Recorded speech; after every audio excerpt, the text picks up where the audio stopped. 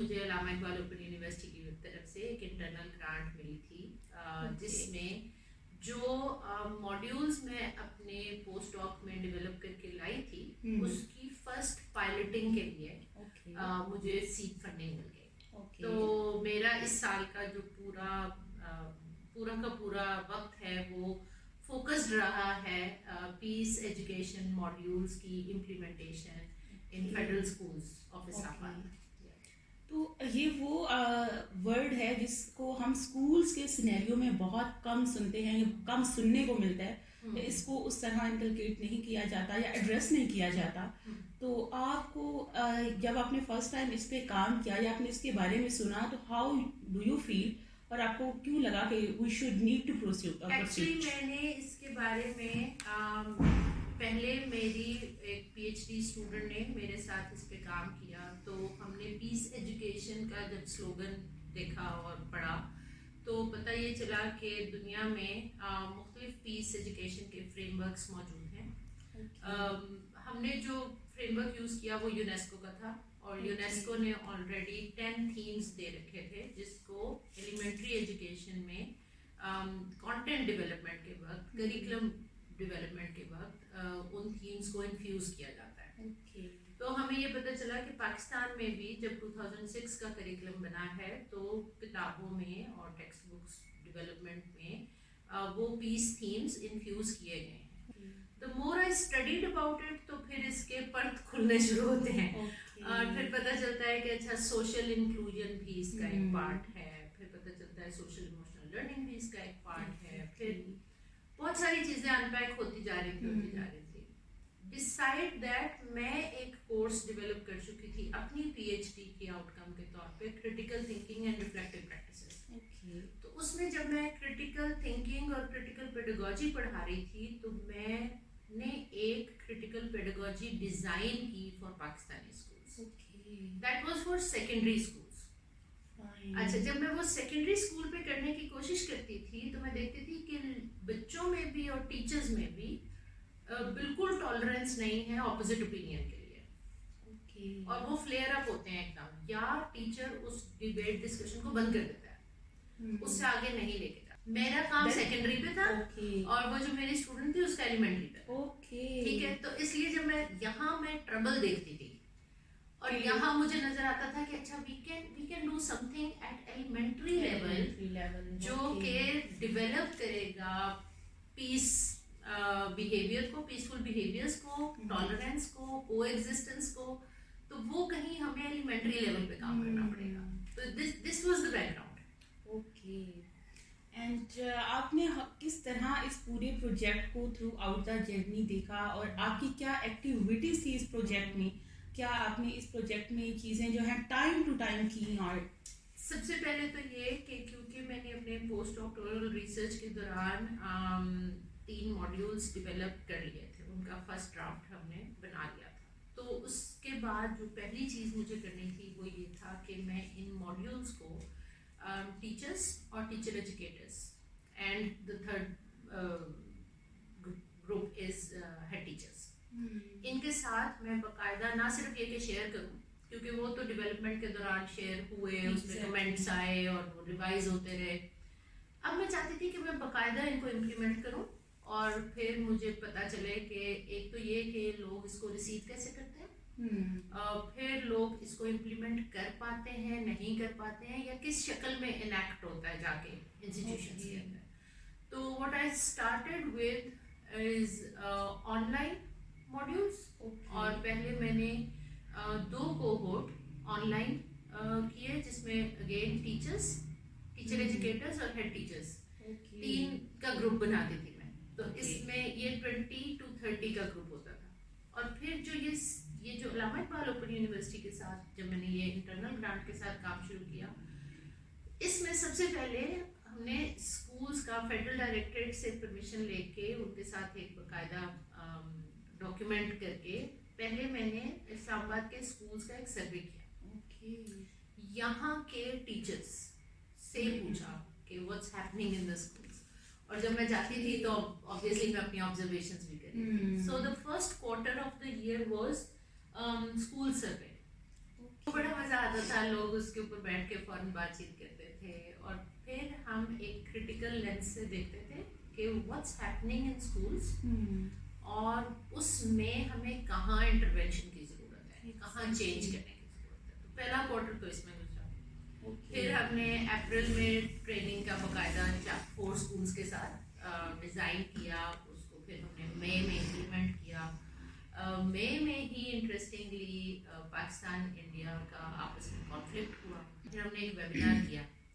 16th में एक day होता है जिसमें हम लिविंग टुगेदर इन पीस, एक इंटरनेट, उसका हमने वेबिनार किया। And then we conducted the teachers training, जिसमें हमने 3 मॉड्यूल्स जो मैंने डेवलप किए।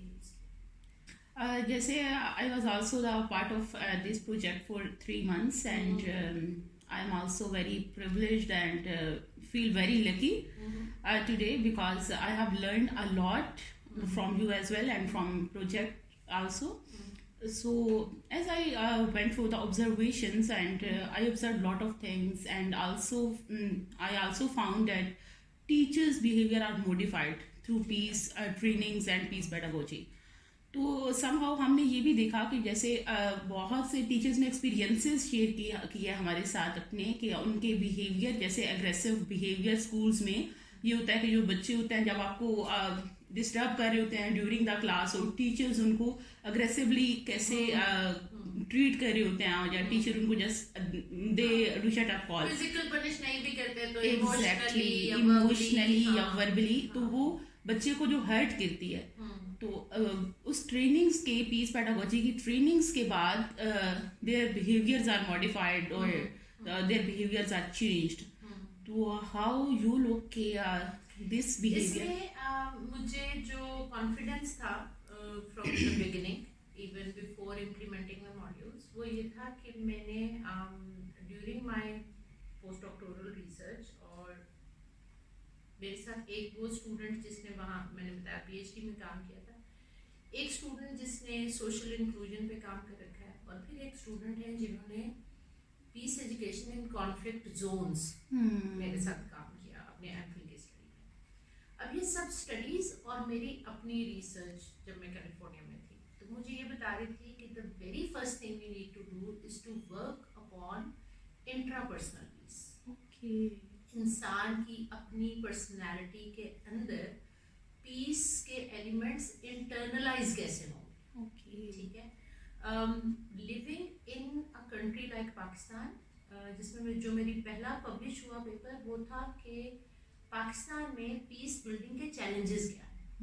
अच्छा, जब उन चैलेंजेस को हम समझ जाते हैं तो हमें पता चलता है कि कोई शख्स इन 8-9 चैलेंजेस में से किसी एक या एक से ज़्यादा चैलेंजेस में ही जी रहा है। Exactly right. तो टीचर्स भी इसी का हिस्सा हैं। बिल्कुल। This was a big realisation कि टीचर को भी तो किसी ने हीलिंग प्रोसेस नहीं दिया।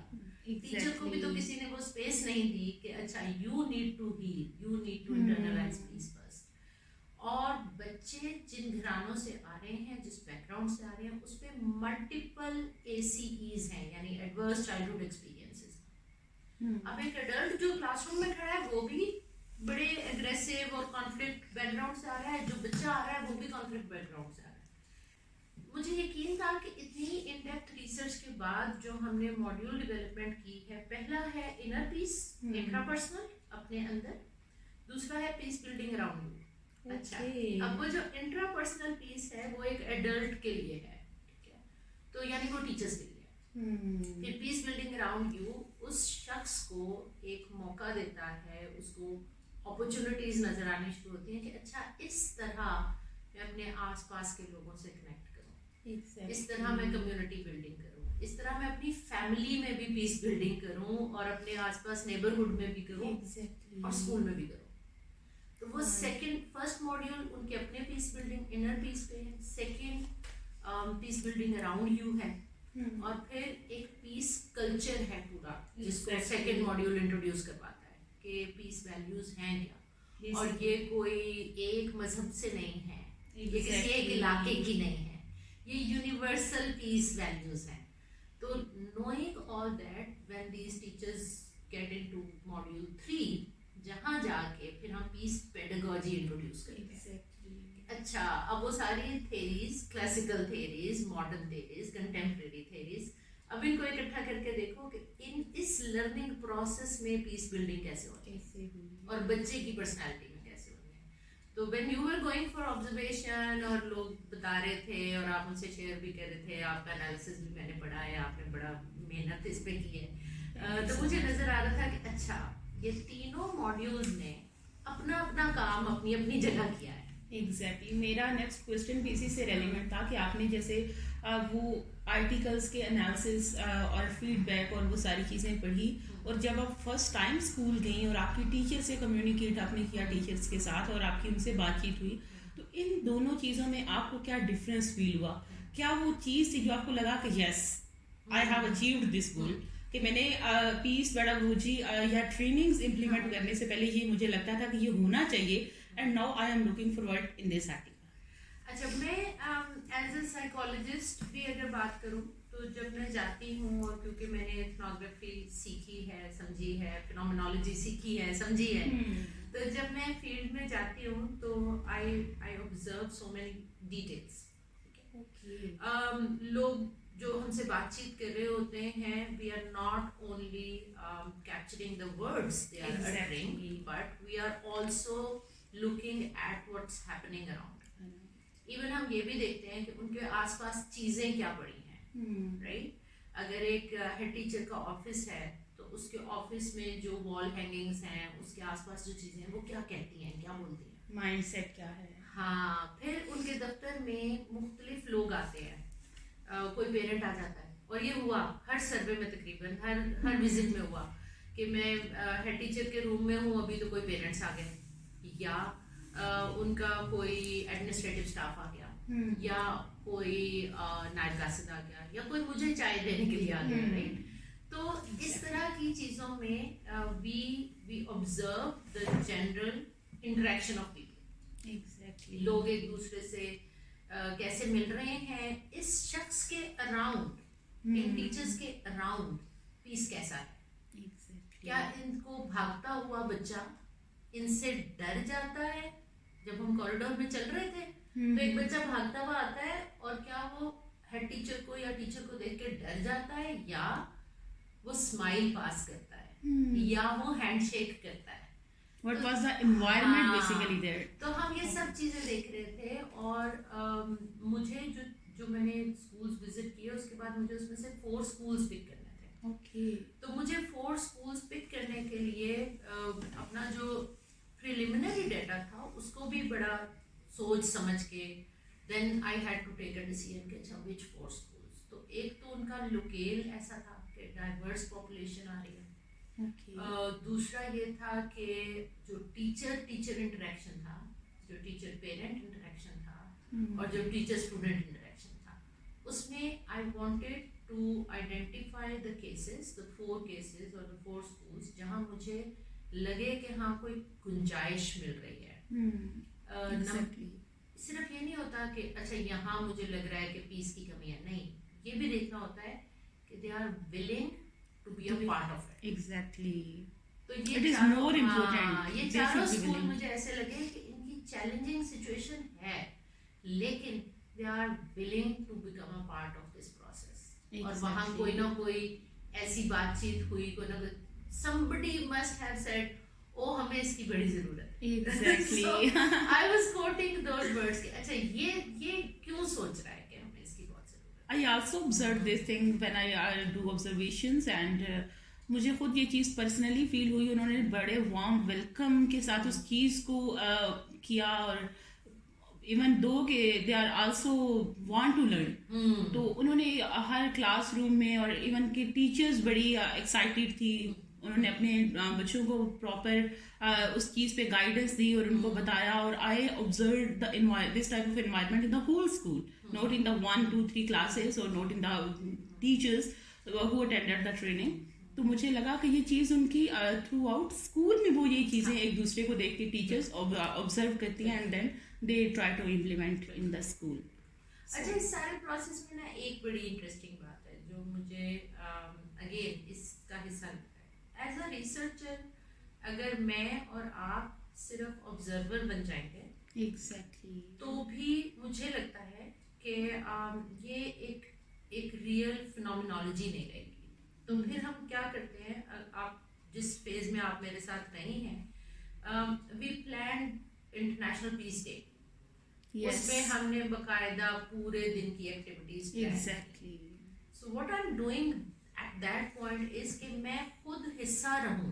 मैं सिर्फ पीस पेडागोजी लोगों को नहीं बता रही हूँ, एग्जैक्टली। ठीक है, मैं इसको खुद भी इनैक्ट करूँ, खुद इम्प्लीमेंट करूँ, फिर उसमें एक लार्जर ग्रुप को शामिल करूँगी। अच्छा ठीक है, टीचर्स के साथ मैंने काम करना है, but what are other people thinking, yes about it. हाँ, तो फिर हमने एक पूरी 1 day activity in form of a conference which was a very different conference.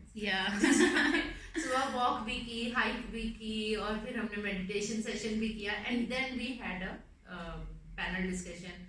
और हाँ, जब आपने कहा इस साल की अचीवमेंट्स, तो उसमें मेरी किताब भी मेरी एक बहुत बड़ी अचीवमेंट जो हमने उस पर लॉन्च की।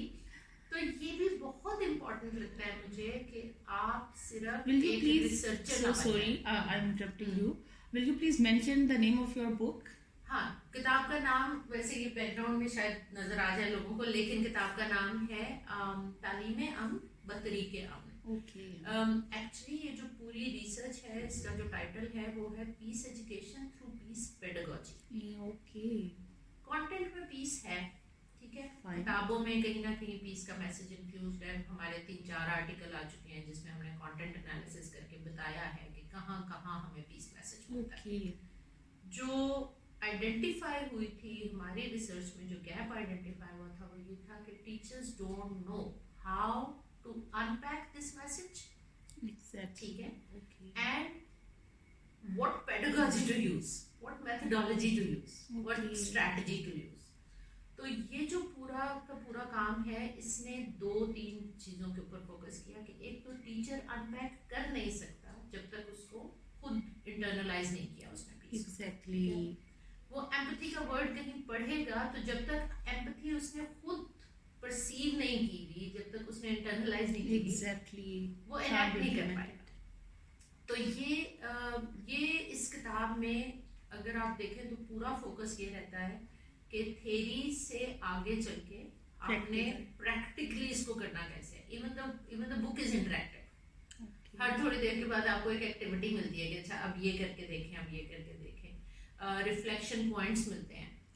तो हमने बुक को भी एक वर्क बुक की तरह बनाया है। And so this was a big thing. फिर by the end of the year एक ह्यूमन राइट्स डे आता है, तो 10 दिसंबर को हमने वो भी सेलिब्रेट किया। And that was very amazing and different activity. तो I was also a part of this. उसमें फिर हमने फैकल्टी में, अगर अल्लामा इकबाल ओपन यूनिवर्सिटी में किसी ने ह्यूमन राइट्स पे या पीस बिल्डिंग पे ऑलरेडी रिसर्च कर रखी है, हमने उनको इनवाइट किया। जो पीस डे था उसमें भी ये लोग हमारे साथ थे। जो पीस वेबिनार था 16 मई वाला, उसमें 8 स्पीकर थे। हमारे लिए टाइम मैनेजमेंट मुश्किल हो गया था क्योंकि उसमें यूनिवर्सिटी से भी 4 स्पीकर थे, अल्लामा इकबाल ओपन यूनिवर्सिटी से, और फिर अराउंड पाकिस्तान हमारे पास 4 और स्पीकर्स थे। तो मुझे bye the end of the year मुझे ये कहते हुए ना बड़ी खुशी हो रही है कि this work is valued and being done at so many places. और मुझे लगता है कि इस वक्त हम सब में ये एहसास जाग चुका है कि हमें इसकी बड़ी शदीद जरूरत है। एक्चुअली पॉइंट इज दिस कि हमें इसकी जरूरत थी, स्टिल है, लेकिन इसको कोई पॉइंट आउट नहीं कर रहा था, इसको कोई हाईलाइट नहीं कर रहा था, या इस प्रॉब्लम को कोई एड्रेस नहीं कर रहा था। तो यू आर द पर्सन जिन्होंने इस चीज को हाईलाइट किया और इस चीज को दूसरों तक लेके गई। इवन दो कि अब जैसे आपने कहा कि कुछ लोग इस तरह के थे कि हमारे पास टाइम नहीं था, तो मतलब लोग इन्वॉल्व होना चाहते हैं, लेकिन उनके पास एक सिनेरियो नहीं है। आप 21 सितंबर वाले पे पता नहीं आप शाम को थी या नहीं, हमने इवेंट क्लोज बड़ी मुश्किल से किया। एग्जैक्टली। मतलब वो डिस्कशन इतनी डिटेल्ड होती जा रही थी कि हम उसको बंद नहीं कर पा रहे थे, और लोग अपनी अपनी चीज लेके आए हुए थे, जिससे पता चला कि it's not just me, people are doing this research and people are doing small projects as well at so many places. अब यूनिवर्सल डिजाइन फॉर लर्निंग, ठीक है, कहने को वो इंक्लूसिव एजुकेशन का एक मॉडल है, लेकिन वो अपने अंदर कंप्लीट एक मॉडल रखता है पीस पेडागोजी का।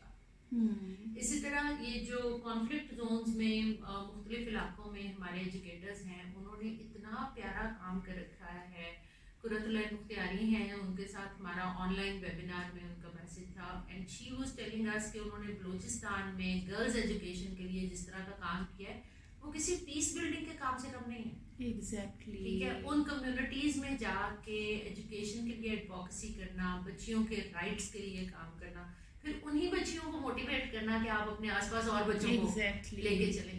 सो these are all small circles जो मुझे नज़र आने शुरू हुए इस एक साल में कि अच्छा कहाँ कहाँ क्या क्या हो रहा है। एग्जैक्टली एक और चीज़ जो मैंने स्कूल्स के अंदर ऑब्जर्व किया and I want to talk to you that was कि आपका क्या लगता है कि जो लीडरशिप रोल होता है कोई किसी भी स्कूल में, उसका टीचर्स के अंदर पीस पेडागोजी को या पीस को इंकलकेट करने में उसका क्या रोल होता है? क्या एक जो स्कूल लीडर होता है या जो बॉडीज होती हैं लीडरशिप पोजीशंस पे, उनको इसके अंदर क्या they are playing the role? अच्छा, पाकिस्तान में एक और जो बहुत बड़ा मसला जो हमने इस बुक में भी मेंशन किया है, मॉड्यूल्स में भी उसको बिल्कुल उसी तरह अटैक किया है, वो है स्ट्रक्चरल हायरार्कीज। ओके, जिसमें पावर स्ट्रक्चर इतना स्ट्रॉन्ग है कि ये सुपीरियर है, ये इंफीरियर है, ये सीनियर है, ये जूनियर है, ठीक है, ये अथॉरिटी है और ये उसका सबऑर्डिनेट है। तो ये स्ट्रक्चर इतना स्ट्रॉन्ग है कि आई वांटेड कि ये मेल्ट डाउन हो किसी तरह। एग्जैक्टली। तो जो मॉड्यूल्स हैं हम उसकी जब ट्रेनिंग करते हैं, ऑनलाइन करते हैं या ऑन साइट करते हैं, तो मैं जो कोहोर्ट बनाती हूँ उसमें होता है teacher educators, head teachers and teachers. Okay, अच्छा, अब ये तीनों जब इकट्ठे बैठते हैं तो the very first thing we help them to realise is कि हम सब एक ही गोल के लिए काम कर रहे हैं। ओके, ठीक है, और हम तीनों में से किसी का भी काम दूसरे से कम नहीं है। एग्जैक्टली। और अगर टीचर एजुकेटर इसको टीचर प्रिपरेशन और प्रोफेशनल डेवलपमेंट में नहीं डालेगा, अगर हेड टीचर इसके लिए फैसिलिटीज अवेलेबल नहीं करेगा, तो टीचर अकेला ये काम कर नहीं पाएगा। एग्जैक्टली। अब इसमें कोई अथॉरिटी वाली बात नहीं हो रही, कोई ये नहीं हो रहा कि आप ऑर्डर करेंगे तो टीचर ये करेगा। Yes. वो ये रहा है कि ये तीनों एक दूसरे के साथ कोलैबोरेशन सीखते हैं। Exactly. If you look at the major theme, तो वो है कोलैबोरेशन। हम स्कूल्स में भी कोलैबोरेटिव लर्निंग एनवायरनमेंट बना रहे हैं, हम वर्क प्लेस को कोलैबोरेटिव वर्क प्लेस बना रहे हैं, और हम एकेडेमिया और स्कूल की कोलैबोरेशन के ऊपर बिल्ड कर रहे हैं। तो ये जो वर्ड है ये उस स्ट्रक्चरल हायरार्की को मेल्ट डाउन करता है। एग्जैक्टली। अच्छा, मैं कोई अपने टीचर पे अथॉरिटी बन के नहीं बैठा हूँ, बिल्कुल। इन्होंने भी ये काम करना है और मैंने भी इनके साथ करना है, तो मुझे फैसिलिटीज देनी है, मुझे इनके साथ मिलके काम करना है। तो वो जो एक पूरा नैरेटिव था जो हमारी रिसर्च में भी बार बार आता था, लोग कहते थे नहीं जब तक हेड टीचर नहीं कहेंगे, मैं कहती कहेंगे तो फिर पावर इम्पोजिशन हो जाएगी। एग्जैक्टली। तो क्यों ना हम इसको डिजाइन ही ऐसे करें कि हेड टीचर्स और टीचर्स इकट्ठे ये काम करेंगे, तो फिर वो साथ शामिल हैं, तो उनको पता है कि क्या क्या जरूरत है और कैसे कैसे। So you have shared the whole story of the year कि आपने कैसे इसको स्टार्ट किया, and that was very amazing story and very interesting also कि इसका कैसे आपने स्टार्ट लिया और आपने कैसे एक्टिविटीज़ डिफरेंट एक्टिविटीज़ डिज़ाइन की और टीचर्स जैसे कि ऑब्जर्व की गई या स्कूल्स में ये इन्वायरमेंट कि उस चीज़ को इम्प्लीमेंट किया जा रहा है और उस प्रॉब्लम को एड्रेस किया जा रहा है and people try to digest this system. So आपकी नेक्स्ट क्या एक्टिविटीज होंगी और क्या प्लान्स हैं इस प्रोजेक्ट को लेके? मेरे लिए एक तो ये मेरा मिशन है, ठीक है, और ये मेरा लाइफ टाइम एजेंडा है। तो इसलिए साल खत्म हो रहा है, लेकिन ऑब्वियसली मेरा ये मिशन की तरह चलता रहेगा। जब मैं ये कहती हूँ तो इसके फिर मैं as an academician, as a researcher in Pakistan में इस पर बड़ा प्रैक्टिकली सोचती हूँ कि मुझे अभी पायलटिंग का मौका मिला विद 4 स्कूल्स। उन 4 स्कूल्स में हमें आपने भी ऑब्जर्व किया, मैंने भी किया, हमें चेंज नज़र आया, हमें लोगों की स्टोरीज मिली। Now we will build upon this and we will go beyond these 4 schools सबसे पहले, जिसमें मैं फेडरल डायरेक्टरेट ही के साथ पहले तो इसको मज़ीद एक्सटेंड करूँगी। फिर मैंने 2-3 प्रपोजल्स पुटअप किए हैं जिसमें मैं चाहूँगी कि हम इसको पाकिस्तान के तमाम प्रोविंसेस में और फेडरल एरियाज में लेके जाएं। उसके लिए I can not be over ambitious कि मैं अकेले सब कुछ करूँ। एग्जैक्टली, ठीक है, उसके लिए आई विल बी कोलैबोरेटिंग।